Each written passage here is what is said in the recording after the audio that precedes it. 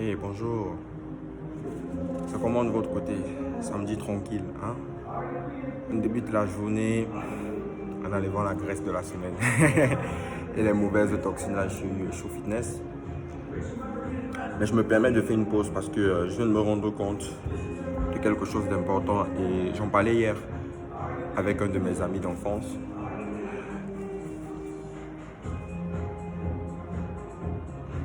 En fait, beaucoup de gens ont des visions. Beaucoup de gens ont des visions, ont des projets en fait. Ou alors sont dans un projet ou dans une vision.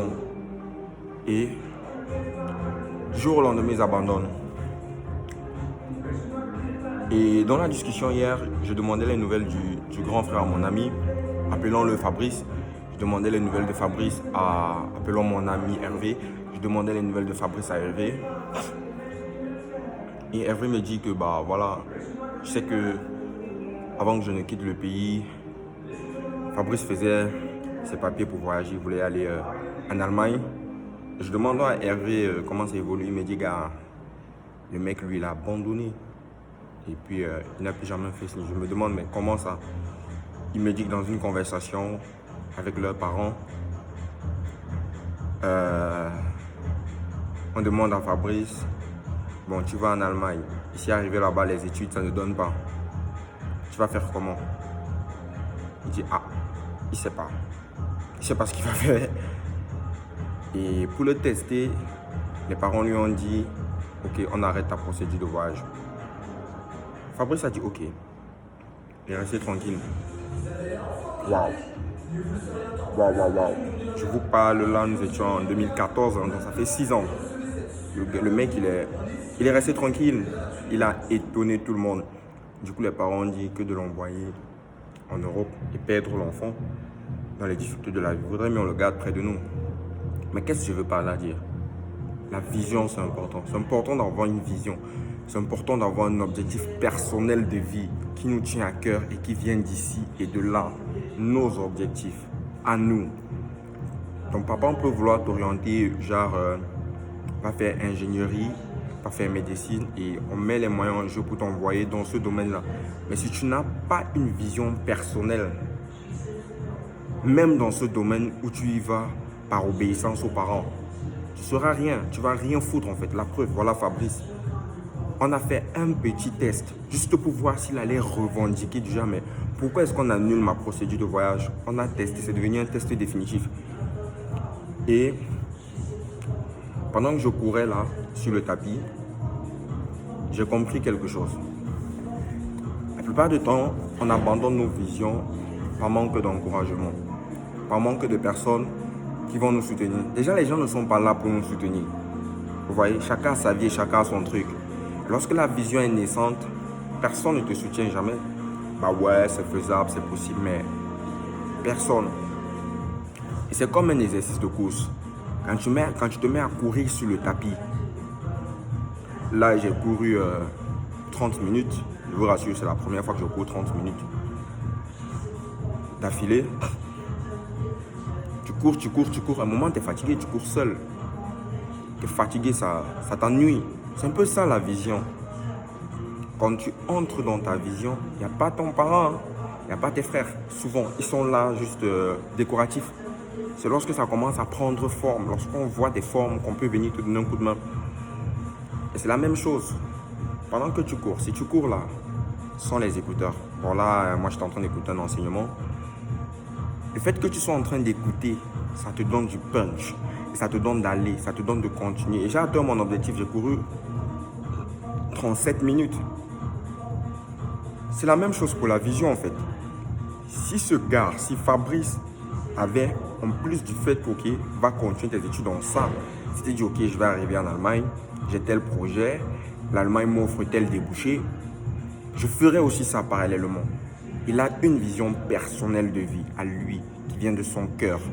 Et il y met de l'émotion, c'est de l'amour en fait, quelque chose qui a une attache émotive. Difficilement on s'en sépare, un attachement émotionnel, difficilement on s'en sépare. Et c'est ça. Maintenant, pendant que tu es seul, il y a des coachs sur Internet, il y a des motivateurs. Le fait d'écouter un coach qui fait dans le même domaine où tu as envie d'entrer. Il joue le rôle d'un enseignement ou de la musique pendant que tu cours sur le tapis. Ça donne du punch. Ça donne de rester aussi concentré sur l'objectif. Là, tu sais que tu n'es pas seul en fait. Tu sais qu'il y a des gens qui sont passés par là. C'est très important en fait. C'est pendant que je cours sur le tapis, je me dis, mais j'ai jamais couru comme ça. Et c'est alors que je me rends compte, ok, je ne suis pas dispersé dans mon cerveau. Je suis encouragé. Et j'ai coupé l'enseignement pendant 5 minutes. Bah, j'ai failli m'arrêter. Ça, c'est la réalité. J'ai failli très vite m'arrêter. Je n'avais pas encore atteint mon quota. J'ai remis mon enseignement, j'ai continué parce que je voulais tester. C'est la même chose.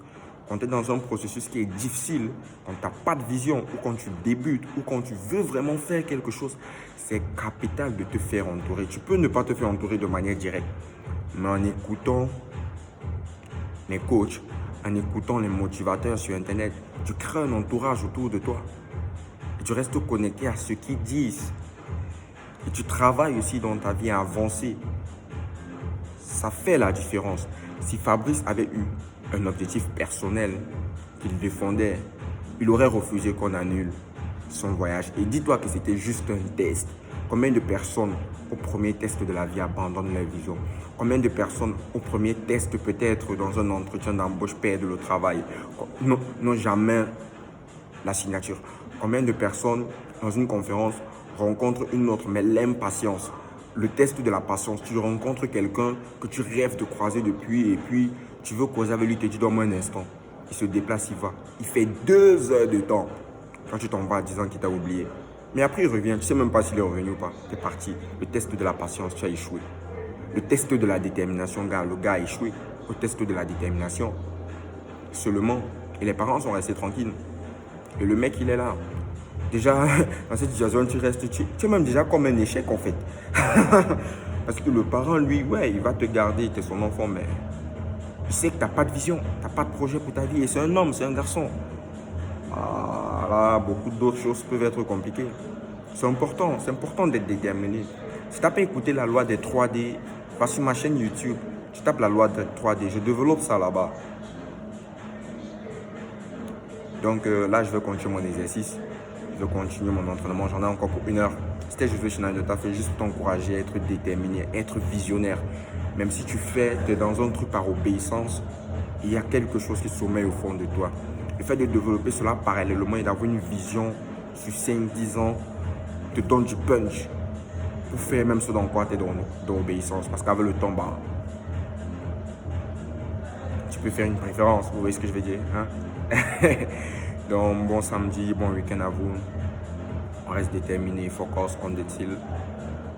José Schneider, t'as fait motivateur entrepreneur, affaire à suivre, ciao.